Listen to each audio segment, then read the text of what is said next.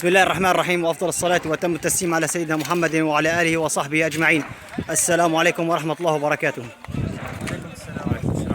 نلتقي مع أحد قادات جبهة شام المقاتلين في أرض كفران بودة بعد أن قام الجيش في اقتحامه وتم تحريره من فضل الله عز وجل من قبل أبطالنا الثوار. بسم الله الرحمن الرحيم. قام الجيش النصيري بالاشتراك مع الجيش الروسي باقتحام بلدة كفران بودة، وكانت قاب قوسين او ادنى ان تسقط بلدة كفران بودة، فقمنا بمؤازرة النقاط التي عادت الى الخلف من جميع الثوار، جبهة شام، جميع الجيش الحر، الاخوة احرار الشام. قمنا برد الجيش على اعقابه وتم قتل الكثير منهم، وها نحن على دوار كفران بودة القبلة. كفران بودة باكملها محررة. الله اكبر والعزة لله. الله اكبر.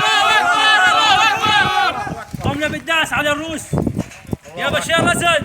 قد ما عندك روس جيب بدنا ندوس عليهم كفران بودة يا بشار الاسد. الله اكبر.